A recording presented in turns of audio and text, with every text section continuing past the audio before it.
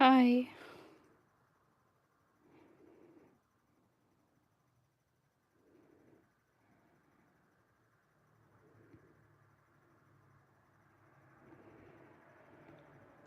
Hi.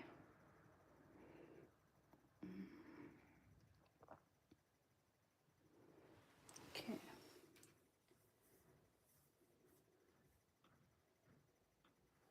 Increasingly popular all over the world, the industry is facing more and more serious issues, and many longtime fans now think that over the past few years, everything has started to go downhill. One aspect that has caused a lot of discussion lately is the state of K-pop award shows. Among these, the most important are arguably the Mama Awards, held annually since 1999 and organized by major entertainment company CJENM. In the mid-2000s, the Mama Awards started to attract some attention outside of South Korea and contributed to the spread of the Korean wave in East Asia. Reflecting this international rise in popularity, the 2010 edition was held for the first time outside of Korea in Macau and was followed by several ceremonies in Hong Kong, as well as some events in Singapore, Vietnam, Japan, and the United States. As the popularity of Korean entertainment spread across the world, the prestige of the Mama Awards increased, and many fans and journalists regarded it as the K-pop version of the Grammys. However, over the past few years, the opinion of countless netizens has drastically changed, to the point that many now consider the Mama Awards to be almost irrelevant. There are several reasons why these awards have lost credibility lately, including the countless controversies that surround the show every year. An issue that has caused a lot of backlash from Korean fans is how the annual event has been almost constantly held overseas for over a decade. Indeed, since 2010, only the 2020 and 2021 award shows have been held in Korea, as well as one of the dates of the 2018 event. This has caused some anger among Korean netizens, but international fans have complained too, as the tickets for shows held outside Korea are always much more expensive. The controversy surrounding the ever-increasing price of these tickets exploded, especially after the 2019 event in Nagoya, Japan.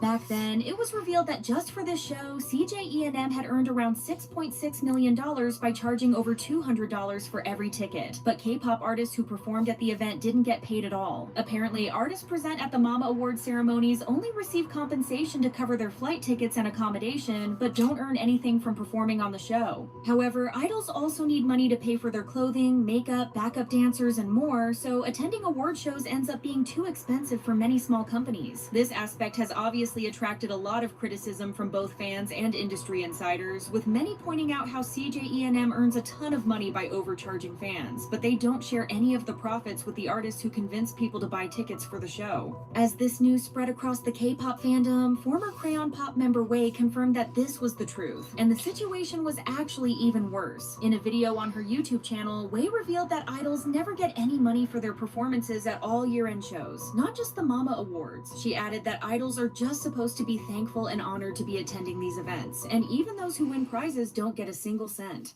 Another reason why the Mama Awards have lost credibility is how the show's focus has massively changed over the past few years. When it started to be marketed as an Asian awards show rather than just a Korean one, a lot of prizes were given out to international artists, giving them an important stage with a global audience. However, this has seemingly changed in recent years, as lately the awards have been almost exclusively given to K-pop artists, and some categories dedicated to international artists have been completely removed. This change has disappointed a lot of fans, and many criticized how the show is often held in Japan or Hong Kong, but has little representation of local artists. Others complained that the award show has become more and more Americanized and has lost its unique flavor that made it popular in the first place. This isn't all, as according to many fans, the show doesn't feature as many iconic moments as it did years ago. Some people pointed out how the Mama Awards often had jaw-dropping stages and amazing performances by top groups, but lately this hasn't been the case, and almost nothing of note happens happens on these shows Hi. anymore. Netizens have also blamed this issue on the groups themselves, Yeah, with it's some moving. arguing that nowadays idols are much more focused on keeping their perfect image rather than giving funny reactions. Also, the number of artists performing at the award shows has significantly decreased over the years, and the recent absence of many top groups, especially from the third generation, has led a lot of fans to ignore the Mamas altogether. The return of G-Dragon and his reunion with Big Bang during the 2024 Mama Award stands out as an outlier. But instead of reigniting the fans' passion for the show, this amazing moment reminded everyone how this kind of great performance has been lacking for many years. Additionally, one of the reasons why the performances at the Mamas often fail to gain attention lately is how the production value of the show has seemingly decreased constantly. Many netizens have complained, especially about a lot of camera work issues and technical difficulties that shouldn't happen in such a prestigious and high-budget show. The Mamas came under fire for these issues multiple times, especially after the 2021 show when fans complained about how groups such as ATEEZ and TXT were presented. During this event, ATEEZ were given microphones that didn't work and the group wasn't filmed properly during their performance. Meanwhile, TXT had it even worse as their speech was cut off, with the microphone being quietened and the lights being turned off while group leader Subin was still talking. Also during TXT's performance, there were several issues with the lighting and the audio, so much so that the group later released a video to show what the performance should have looked like. However, it's not only artists who get disrespected, but fans too. In 2024, Rice attended the Mama Awards in the midst of the controversy surrounding the departure of Seunghan from the group. Fans planned to protest during the show in Los Angeles, showing the number 7 in various ways to express their support for all the members of the group. While this wasn't prohibited, the staff still blocked people with anything that showed the number 7 from entering the arena, causing massive backlash against the organizers. These instances of mistreatment lead to another important problem: the apparent favoritism towards certain artists. In particular, it emerged several times that actors who attended the award shows were treated very differently from idols. In 2019, it was revealed that actors were invited to an exclusive party after the show, while idols were completely ignored. Also, when the show was held in Hong Kong, luxurious after parties took place every time at a famous Sky bar, but once again, only actors got invited. According to insiders, during these parties, actors established connections with high-ranking CJE&M officials, ensuring that they're going to be invited again. Also, in the few cases in which idols are allowed to attend the parties rather than resting and socializing, they're asked to perform for the crowd, which is something that Big Bang had to do several times.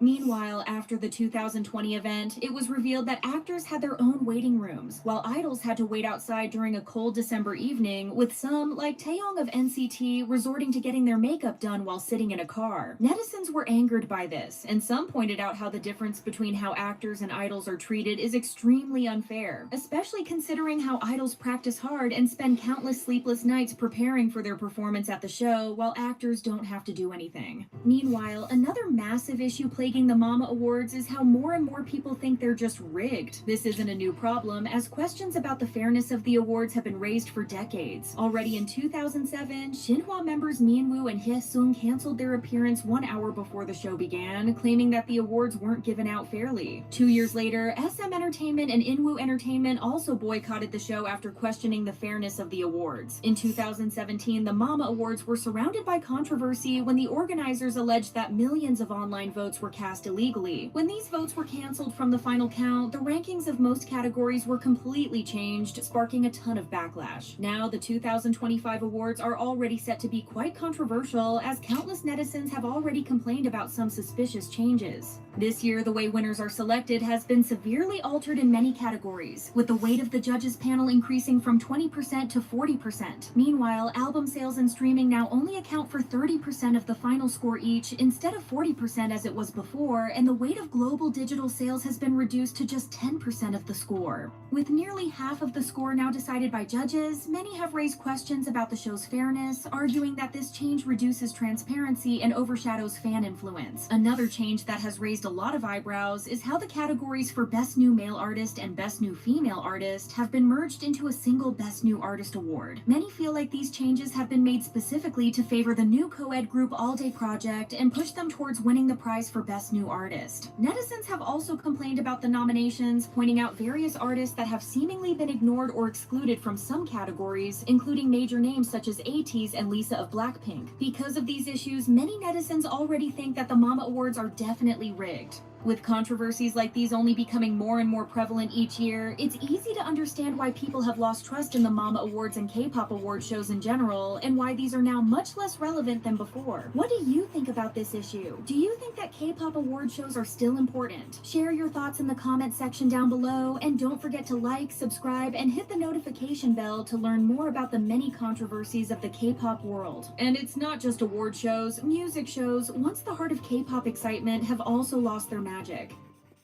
Music shows, once a very important part of the K-pop fan experience, have now become synonymous with accusations of rigging and manipulation. Sadly, their downfall reflects the current situation in K-pop. At the beginning of June, aespa's Supernova and 80s Work competed for first place at KBS's Music Bank. And looking at the competition, people thought that aespa had this win in the bag. They absolutely crushed the digital category, racking up 3,882 points, leaving ATEEZ trailing with only 19 points. On the flip side, ATEEZ was shining in other areas, scoring 3,625 points for broadcast appearances, 2,000 points in pre-voting, and an impressive 5,167 points for physical album sales. In the end, they got a total score of 10,828 points, about 1,000 more than aespa. While fans were happy to see ATEEZ win, a few netizens appeared to be skeptical about the score, wondering whether KBS tweaked the score in ATEEZ's favor. People weren't denying that ATEEZ were talented or that they didn't deserve to win, just that the counting of scores seemed a bit weird, especially the part about digital score. Even though this situation was explained by fans in the end, KBS and Music Bank were in hot waters for the same thing in the past. About 2 years ago, Lee Myung-woon and Le Sserafim were up for the first place on Music Bank, and Lee Myung-woon had the higher digital and overall music scores. Despite this, he got 0 broadcast points and ended up in second place. To explain how this works, Music Bank rankings are based on a mix of digital scores, broadcast scores, viewer panel surveys, physical album sales, and social media scores. When Lee Myung-woon's fans saw that he dropped to second place despite leading in digital scores, they demanded an explanation from KBS. KBS initially responded saying that Lee Myung-woon's song If We Ever Meet Again earned 0 broadcast points because it wasn't played on any KBS TV shows, radio programs, or digital content. However, Dispatch soon revealed that the song had indeed played multiple times on KBS's radio that week, which made fans even angrier. As accusations of rigging gained more and more attention, a concerned citizen filed a complaint with South Korea's Anti-Corruption and Civil Rights Commission, alleging that Music Bank had manipulated Lee Myung-woon's broadcast score. KBS was cleared of the charges after it was determined that the places where Lee Myung-woon's music was played didn't meet their qualifying criteria. But wasn't it just a bit suspicious that they have this criteria in the first place? But more on that later. More recently, back in February, IU's Love Wins All won over Idol's Super Lady on Music Bank. When the final scores were added up, IU won by a difference of 182 points. However, fans noticed an issue with Idol's score in the physical sales category. Both IU and Idol received 0 points, which raised a lot of questions since IU had only released a digital single while Idol had sold over 1.4 million albums. According to Music Bank's scoring system, those sales should have earned them some points, yet they received a 0. One possible explanation was that all the physical sales points went to Idol's song My Wife, but since the song was banned by KBS, it made it ineligible to be performed or win. Typically in such cases, the physical sales points would go to the album's title track. Even though the issue became quite big, KBS never gave an explanation of IU's win. So with all of these problems, especially with music shows from big broadcasting stations like KBS, why are music shows still considered credible? Well, they're really not doing well anymore, but that doesn't mean that they don't have their advantages. We can't say that music shows are as influential as they once were for promoting songs to the general public due to declining viewership. But even though nobody is tuning in anymore, a standout performance can still attract a lot of attention when posted on popular online forums in South Korea and help the artist or the song on the charts. Artists are also always thrilled to win, no matter how many times they have taken first place, because fan engagement and enthusiasm in voting are still crucial. Winning is also a major milestone for smaller groups with not many chances or resources to promote themselves properly. The worst of it all is that the music shows, especially lately, have become pretty rigged. Outside of the examples that we mentioned, there have been a lot of accusations from fans that broadcasting stations are faking results in exchange for favors. viewers. Networks in Korea are actively seeking out K-pop groups to perform and to appear on their shows since they rely heavily on viewership from K-pop fans due to the declining interest among the broader Korean audience. However, to secure these appearances, they offer wins and other favors to companies and groups. This explains why certain companies seem to dominate with content on specific platforms and why fans speculate about favoritism towards certain companies by networks like Mnet or KBS. It's a long-standing practice where music show producers use their influence to secure appearances. For instance, agencies looking to promote their rookie groups may need to exchange appearances and offer an appearance from top-tier artists for another program under the network. If there were accusations of rigging, it wouldn't necessarily involve traditional bribery, but agreements where companies send their artists or groups to participate in shows in exchange for special benefits and exposure. Speaking of Music Bank, there's been quite a buzz about their scoring system these past few years, and it's clear that there are valid concerns. These last few years, the broadcast score stands out a lot more over other factors, which makes it seem like KBS prioritizes the amount companies spend to get their artists on their radio or TV shows rather than emphasizing the song's quality or actual popularity. Viewers have also often criticized Music Bank for its flawed scoring criteria, which they believe are intentionally made to influence the winner. It's no surprise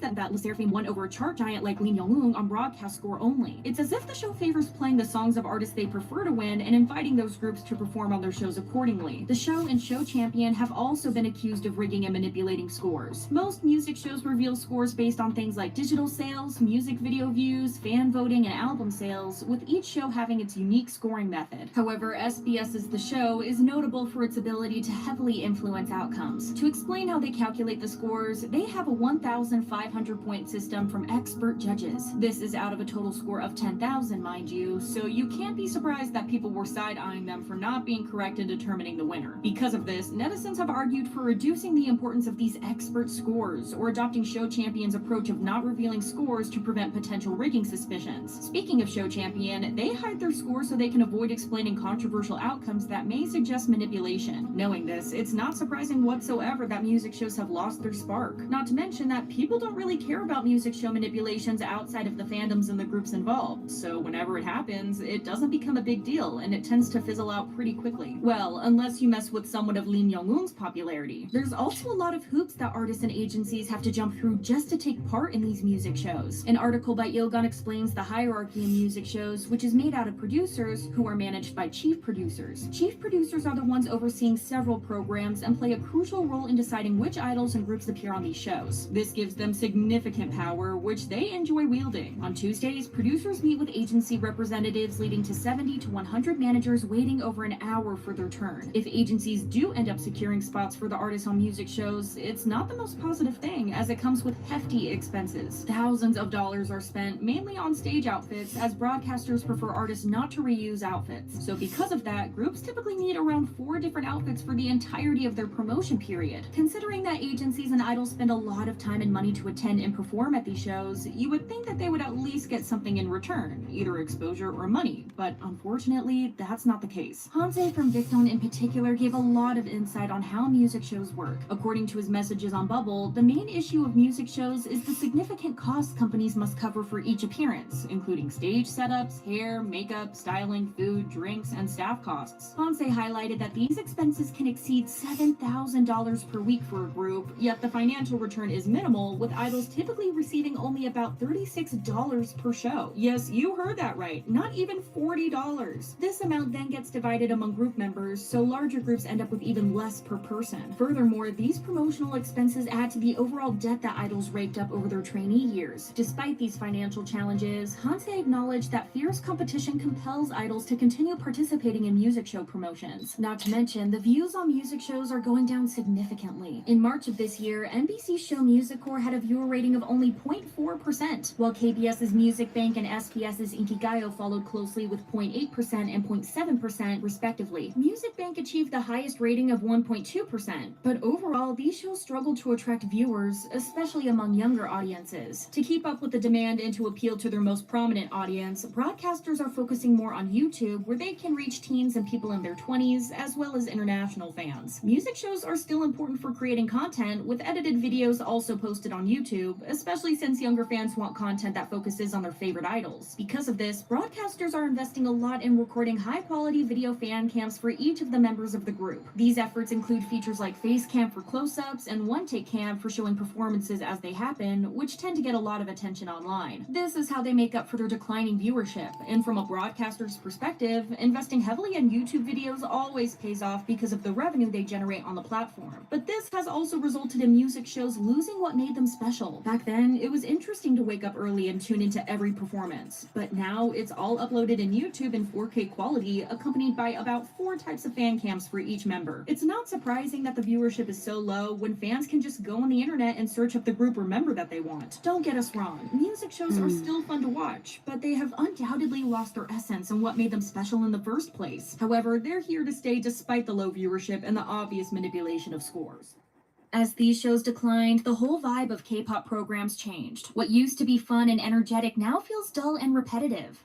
There were a lot of changes that have happened ever since the second generation of K-pop. The concepts, the music, the outfits, and even the content that the fans get provided with have all shifted to something different, but is it for worse or for the better? Well, let's take a look at it. Second generation stans have expressed that they're very jealous of the third and fourth generation K-pop stans because the newer generations have a lot more content that they can find online. A netizen wrote, "They're able to have fan cams and direct fan videos of their idols from performances showing different hair, makeup, and outfits. Also, all the members have individual fan cams too." They also said that they're jealous that newer generation stans can watch encore videos, look at the photo stills, and everything else. They're not wrong, as now almost every idol group has their own variety show, and the company drops new content almost every week, if not every few days. However, second generation stans were lucky to have not only witnessed variety shows at their peak, but idols from different groups and companies interacting with each other without worrying about what fans might say. Variety shows starring K-pop idols have always been important in the K-pop community. Through these shows, fans can get to know the real personality and characteristics of their favorite idol and create a connection with them. Fans who are getting to know new groups start by watching variety shows so they can learn about the groups better. Even though shows like Weekly Idol, Running Man, and Knowing Bros are still going on today, people who have been fans of K-pop groups for a long time can agree that the second generation was the peak of these shows. The idols who debuted in this generation were specifically trained for variety shows. You must remember that social media wasn't as big at the time, so the only way for groups and idols to promote themselves to the general public was by going on different TV shows. Since even non-K-pop fans tuned in, it was important that at least one member had great variety skills so that they could make people interested in them. It all paid off. Through these variety shows, the idols showed their real self without any restraints and appeared closer than ever to fans. They gave off the feeling that they weren't super famous celebrities that were unreachable, but they were your funny friends telling interesting stories about themselves. Not only that, but there were tons of shows, each one having a fun, unique plot which had the idols in different scenarios. Strong Heart invited 20 guest stars, idols and actors, to tell emotional stories so they could make people laugh or cry. The best storyteller won the show, but the most important thing was that the viewers and the fans watching got a chance to look into the lives of these celebrities. Hello Baby had idols taking care of actual children. Invincible Youth featured 7 female idols from different groups who got to experience how it is to live and survive in the Korean rural outdoors. Happy Together was the most popular KBS show for a reason, since it featured star guests who talked about various stuff and did tons of challenges. So despite second generation fans not having content at the tip of their fingers and having the chance to look them up on YouTube, they witnessed their idols form genuine friendships and connections with each other and the fans, something we don't have today. Today, the general public doesn't care about K-pop as much anymore. TV also isn't as popular anymore, so companies don't find it important to cast their artists in variety shows. It was reported that since the fan bases of Korean artists don't watch TV, broadcasting officials find it more reasonable to cast someone like Lee Myung-woong, Song Ga-in, and other celebrities that are sure to bring in the ratings. Because of this, groups mostly promote themselves through YouTube or even their own variety shows. Companies are focusing on catering to their own fan bases and international audiences, so most of the time, these shows are heavily scripted and not as fun. There are, of course, a few exceptions, but it's a lot different from back then. Because the shows right now are about a certain group only, idols don't have the chance to get out of their shells as much, and for someone who's just getting into the group, some jokes are probably going to fly right over their head. Idols and groups still appear on variety shows as of today, but the energy is totally off. The hosts are not as fun and engaging, and most of the time they fail to make idols feel comfortable enough to open up more. It seems they're more focused on reading off cards rather than making the show enjoyable for everyone. The segments of shows have mostly remained the same throughout the years, focusing more on dance challenges, which doesn't leave much room for entertainment in another format.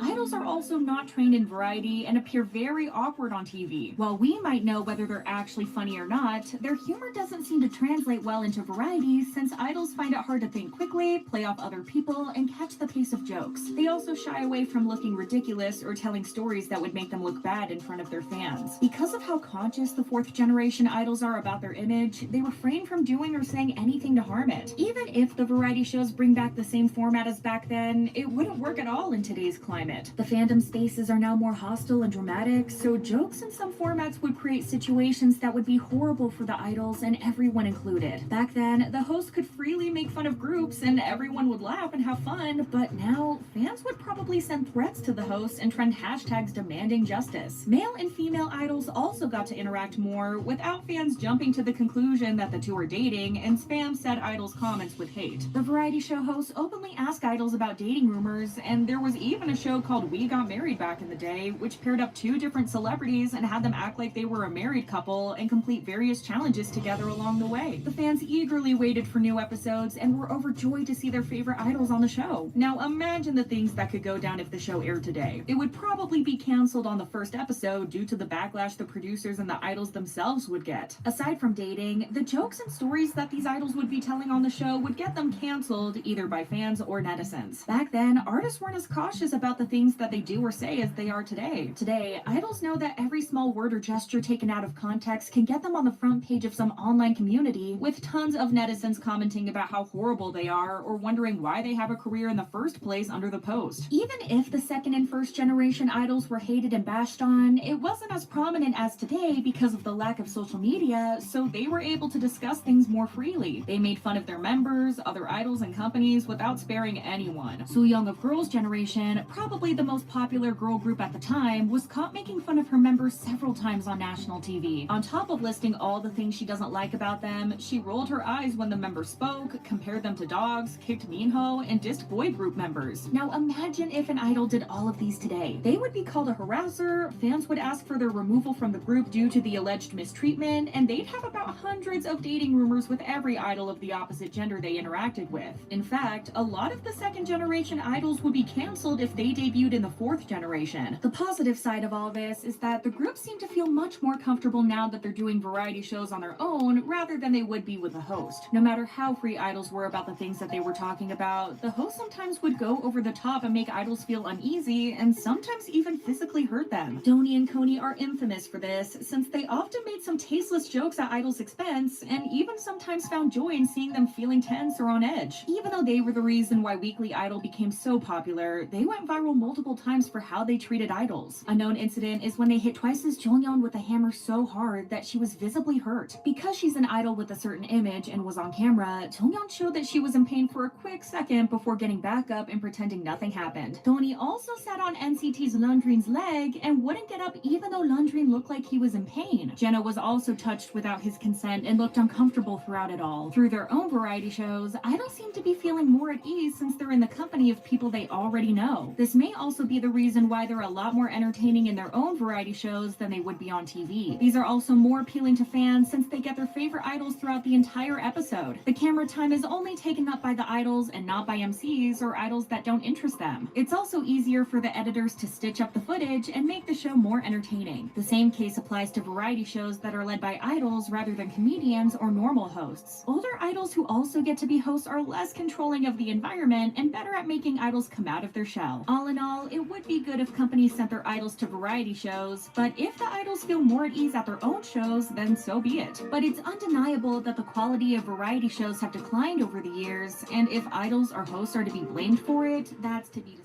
Some of this decline even comes from reality shows. We Got Married is a perfect example of how behind-the-scenes chaos can harm the industry. Guests being accused of rude behavior, or those who were secretly dating while filming the show, and idols being traumatized by the backlash they received, We Got Married is either something people enjoyed or absolutely hated. K-pop fans specifically have had some pretty strong feelings about this show for a long time. Let me tell you a story of how an innocent show turned the K-pop world into hell. Nasty controversies. For anyone who doesn't know, We Got Married was a popular reality variety show that aired on NBC from 2008 to 2017. The gist of the show was that different celebrities pretended to be married couples, and then they competed in various challenges. Upon first glance, the show seemed to be pretty harmless and fun, but We Got Married has been veiled in different disagreements since the beginning. In 2013, We Got Married was in its 4th season, and the star guests were SHINee's Taemin and A-Pink's Na-eun. Since the beginning, the viewers were absolutely smitten with the couple, as their on-screen chemistry was heart-fluttering and they genuinely seemed like a real couple. But it was exactly this which got the couple in hot waters. Once again, We Got Married was accused of being scripted and that the guests were acting everything out. The controversy resurfaced again when Taemin was supposedly caught receiving script instructions and being told how to say something. A staff member was supposedly heard telling the couple to say their lines in a different tone, and in another segment, a staff member was heard giving a cue to Taemin. A producer for We Got Married shared, "The rumors do not make sense because we never use scripts. We only schedule the filming locations and time. I've never received a script for the show. I spoke to the relevant staff member and she said she never said those things. She feels the accusations are unfair." Netizens also pointed out that on We Got Married, Taemin was afraid of bungee jumping and that his fear was just an act since he did bungee jumping for their SHINee's reality show. But a lot of netizens agreed that the feelings between Taemin and Na-eun seemed half real, half scripted. As one viewer commented, "There's obviously some sort of frame the producer set them up in, but there has to be some genuine feelings that are interchanged here and there." Many believe that these rumors were spread by Taemin's Sasaeng fans in an effort to hurt the idol, and I must say, fans play a huge part when it comes to the show and how it ended, as you'll find out in a minute. It would be good to mention that variety shows can't really be scripted, but they can, or should be, planned to some extent beforehand in order to have the show go smoothly. In 2015, the situation surrounding one of the celebrity couples on We Got Married, in particular Girls' Day Yuta and the actor Hong Jong-hyun, got a little bit heated. Despite Jong-hyun's appearance on We Got Married, there were rumors floating around that Jong-hyun was dating After School's Nana for 7 months prior to him joining the show. Once the rumor got out, Nana's agency immediately denied it, claiming that the two are close, but they're not a couple and that those rumors are groundless. Netizens were quick to demand Jong-hyun and Yuta to step down from We Got Married, or to at least release an official statement about the situation. On top of that, Jong-hyun was also criticized for his seemingly cold behavior towards his on-screen wife Yuta, and according to netizens, Jong-hyun's actions on the show were completely fake. As the attention on the couple got stronger, Jong-hyun and Yuta did eventually step out from the show, but the reason was completely different. According to reports, they left the show due to scheduling conflicts. In the same year, in March of 2015, Lee Tae-im got herself into a controversy with a former member of the group Jewelry, Yeonjun. Several news outlets and the staff of NBC revealed that during the filming of another show, Tutoring Across Generations, Lee Tae-im verbally attacked her colleague Yeonjun as Lee Tae-im was upset that Yeonjun dared to speak to her informally. When the video of their encounter was leaked, netizens could hear Lee Tae-im calling Yeonjun a pushover, telling her to fix her stare if she doesn't want to get beaten up. After the outburst, Lee Tae-im stepped down from the show Tutoring Across Generations. At that time, Yeonjun was a guest at We Got Married, and she received a fair amount of backlash herself as netizens demanded Yeonjun to leave the show, in which she was a couple with Super Junior's Henry. Because Yeonjun allegedly acted questionably in the leaked video, the comments were not holding back from criticizing her, saying, "If you have even a bit of conscience, apologize and step down." And she was so two-faced, it scares me. It gives me goosebumps. Others were demanding NBC and the show to take actions, commenting things like, "What are the staff doing? Please edit Yeonjun out starting from today's episode." And they have also expressed their wishes for Super Junior's Henry to remarry someone else. Having to face so many controversies and conflicts, it was a matter of time until rumors of We Got Married getting canceled started to float around. In 2017, an insider report claimed that We Got Married would be coming to an end after 10 years in May of 2017. NBC Entertainment quickly denied the cancellation rumors, saying, "Our position on We Got Married remains the same. We are currently not in discussions to cancel the show." Even though it was canceled a few weeks after, We Got Married was generally popular among netizens. Unfortunately, there's a dark side to everything, and not only did it create terrible drama in the K-pop fandoms, the show negatively affected some of the participants as well. The real hell. While the majority of the idols participating participating in We Got Married enjoyed the show, once it aired, it became a whole other story. During one of the episodes of the TXT show, Eric Nam, who joined We Got Married with his on-screen wife Solar from Mamamoo in 2016, opened up about his experience with We Got Married in the aftermath. Eric shared that even though he and Solar got along really well and that he had a great time on the show, he had avoided talking about it for some time. Eric said, "I honestly tried to avoid it because it was a very sensitive topic for a long time, in the sense that I got a lot of hate. And I'm sure it probably went both ways too, but being on We Got Married, for the people who are on it, if you are an idol or if you are a singer, there is a lot of sensitivity in terms of there are people who don't care. But there are also many people who really don't like us that way." What's shocking is that although it was almost 6 years ago, Eric still receives negative messages about his time on We Got Married to this day. In November of 2020, Eric publicly reunited with Solar for the first time since their time on We Got Married. Eric had this to say about his reunion with Solar. "If you look back at the radio show, Solar and I were visibly very cautious and uncomfortable at points. And it was funny because we can be friends, but it's a cautious thing." Eric added that even though he talked about this 4 years ago, he was still feeling very nervous that his words would be taken out of context. If you're a fan of K-pop or have encountered one, then you would know that some of the odd ones in the bunch really like to twist the idol's words and take things completely out of context and hurt the public image of the person in question. A user on Reddit pointed out that it's because of this, the toxic stan culture, that We Got Married would not do well at all in 2022. It's quite sad that Eric and Solar can't express their friendship publicly just because of some delusional fans. Last year in August of 2021, there was another rumor circulating online regarding We Got Married. At the beginning of the month, NBC revealed a plan to remake the show and call it We've Become Family. It's pretty similar to We Got Married, except here, different K-pop stars would become 3 different families to experience a happy life together with an addition of sponsored products to promote Korean culture. The leaked information said that NCT would be the guest group, in particular the members Yeonjun, Hendery, and Xiaojin, and let me tell you, it caused a whole freaking mess. A user on Twitter tweeted, "NCT on We Got Married? Dude, I feel so bad for whoever the girl is. There's a history of the women of this show being harassed by the men's fans, and we already know how batshit crazy NCTzens are." The same user also pointed out that if the NCT member would join the show, he would get a lot of hate as well, and that the show is cute, but fans always somehow ruin it. One of the fans even went as far as claiming that this would actually be the worst thing that could happen. Furthermore, proving that even though it was just a rumor, NCTzens didn't like the idea of NCT members appearing on the show. And this might apply for other 3rd and 4th generation K-pop groups who put a lot of effort into forming a friendship-like bond between them and their fans. While this can't be said for every fan there is, a lot of these fans would not be happy about seeing their idol date someone else, even if it's just pretend. It could be because of the intense fan service idols must do these days with their fans. This makes their fans often feel like they're all a group of friends. When it comes to fans, the opinions are rather split. It's quite ironic how K-pop fans view idols dating in real life and how they act when an idol pretends to be dating or pretends to be married on screen. If an idol announces that they're dating in their personal life, some fans are willing to go beyond measures to ruin that person's career. But once the dating is for a show, it becomes acceptable and enjoyable for some of the fans as they swoon and gush about the couple's fake skinship. Well, NCT being guests on We Got Married didn't progress into being something more than just a rumor. Facing the waves of backlash from NCT's fans, the show's representative immediately confirmed that they would cancel the production of the new version of We Got Married, but it seems like they have only taken out NCT out of the plan as they have continued with teasing the new We've Become a Family project to the public. NBC also shared that it had no plans on producing We Got Married Returns, a short 8-episode program aimed for a global audience, after one news outlet reported that We Got Married was about to return 4 years after its end. The report said, "The newly planned We Got Married will continue with the concept of celebrities trying out the marriage experience, but will expand by showing the interaction between family members as well." And once again, the netizens had a lot to say. After hearing the news, online communities were swamped with their opinions and thoughts. An anonymous netizen wrote, "I really feel like NBC is going to go down. There were so many broadcast accidents these days, starting with the Olympics opening event and the interview controversy." Another said, "It might be more fun if they do something like We Became Roommates and pair same-sex idols to live together." Someone else wrote, "They wouldn't have thought about producing this if they knew the trends these days." Looking at it, it's safe to say that NBC's decision not to bring We Got Married back seems like a good thing. The way fans view their idols dating or having a love interest seems to have gotten worse over the years, and who knows how many fan wars would happen if the biggest stars of K-pop right now decided to join a show like this.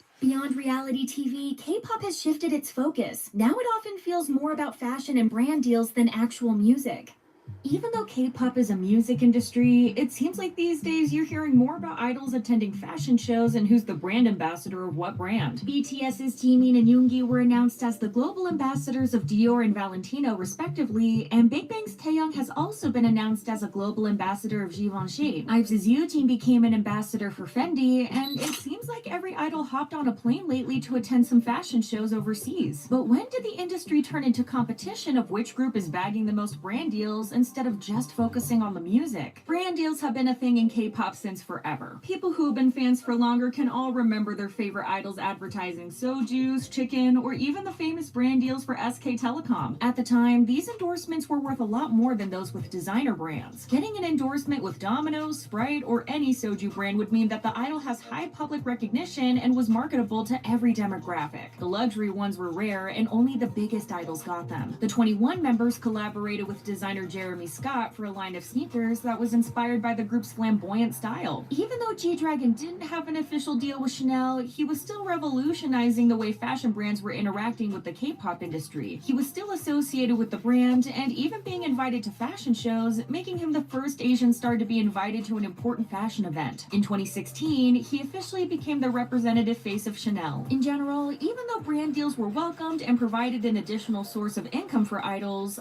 weren't brand ambassadors of any high-end brand, so that wasn't seen as a sign of higher status or as a bragging right by fans. This changed with the third generation, more specifically Jennie and Blackpink itself. She had quite the influence fashion-wise even as a rookie, and was even called a human Chanel before having a deal with the brand. She then became an ambassador for Chanel, and the other members followed along with their own brand deals. In their years as an active group, Blackpink had some of the most prestigious brand deals in the industry, individually and as a band. Rosé is a brand ambassador for Yves Saint Laurent and Tiffany & Co. Jennie is the ambassador of Chanel, Calvin Klein, Hera Beauty, Tambourines, Gentle Monster, and even Porsche. Jisoo represents Dior and Cartier, while Lisa has a long list of brands that she's an ambassador of, including Celine, Bulgari, Prada, and MAC. Even though the fans looked at these deals and achievements, the members themselves were called Instagram models because of it, seeing as most of their Instagram posts were promoting said brands instead of anything music related. But hate them or love them, Blackpink made luxury brand ambassadorships and deals a thing in K-pop. Other groups followed through as they started becoming the ambassadors of various fashion brands. Soon, you saw idols in every campaign and fashion show, and all their Instagram posts became promotion posts for the respective brands that they were ambassadors of. Companies tried to use this as a marketing scheme to promote their idols too. We've seen many fourth-generation idols become brand ambassadors for fashion houses, despite the fact that they've just debuted. New Jeans, for example, shocked the public when the members started bagging partnerships with Burberry, Louis Vuitton, and Gucci. Even though their songs are widely listened to and they're breaking some incredible records as a rookie group, we can still argue that they still don't hold the influence to represent such big brands. IVE's Wonyoung started endorsing Miu Miu very early on in her career, and aespa were also selected as brand ambassadors for Givenchy. No matter how successful these groups are in their respective generation, K-pop fans and netizens still argue that they're not influential enough in the fashion industry to be granted the titles of ambassador. Now, don't take this the wrong way. K-pop has become insanely popular these past few years, and the fashion of certain K-pop idols have started trends not only in South Korea, but worldwide too. The visuals and the sophisticated, clean image that idols bring to the table can be highly profitable to luxury brands. As for the younger idols, it's understandable that the fashion houses are evaluating the future prospects of new groups and making sure that they start their partnerships with them from very early on. The head of Samsung Fashion Research Institute, Lim Ji-yeon, said, "Global consumers' interest in K-content, which starts from K-pop and leads to K-fashion, is growing. It is a phenomenon that is further strengthened as the millennials and Generation Z emerge as the main customer base by creating an image with the company. It's also understandable that agencies are going to snatch these opportunities to get their idols more known and offset their debut, and idols have an opportunity to get paid more." This proves, however, that being named as global ambassadors has become some sort of competition among K-pop groups, no matter how young or how little impact they have. The whole point of a brand ambassador is to raise awareness and increase product sales. They don't only promote specific products from the brand to increase sales, but become the faces the brands associate their identities with. Gucci selected actor Lee Jung-jae as an ambassador in November 2021 and explained, "Lee Jung-jae's charismatic and iconic style and a strong self-identity is similar to Gucci's philosophy that values acceptance of diversity and self-expression." But lately, it seems like the fashion houses don't care much about their identities or if the idol matches their brand at all when selecting them as ambassadors, and only want whatever they think will be hot for a few years and who will make people buy their products the most. A netizen Madison commented, "In aespa's case, Givenchy approached SM in their debut, predicting that they will be successful soon. It's inorganic and big company privilege, but also shows how brands are predicting the trends in the future. In fact, Givenchy was criticized over choosing aespa as their global ambassador, as netizens thought that the members didn't fit the brand at all. They believed that the members were inexperienced in modeling and needed further improvement on their poses and expressions and had lackluster presence. However, this was proven false, as all the girls slayed the Givenchy photo shoots. A similar thing happened when NMIXX were selected as the global ambassador for Low, with the group being mocked for their inexperience. It seems like the companies want to force their idols to become fashion icons, even if the idols in question don't particularly like or care about fashion, nor do they have the impact to make their fans purchase such pricey products. The Blackpink members, for example, have shown interest in fashion since forever, so it's no surprise that they keep getting all these sponsorships and the fact that fashion houses want them. But if an idol signed into this job so that they could do what they love, they might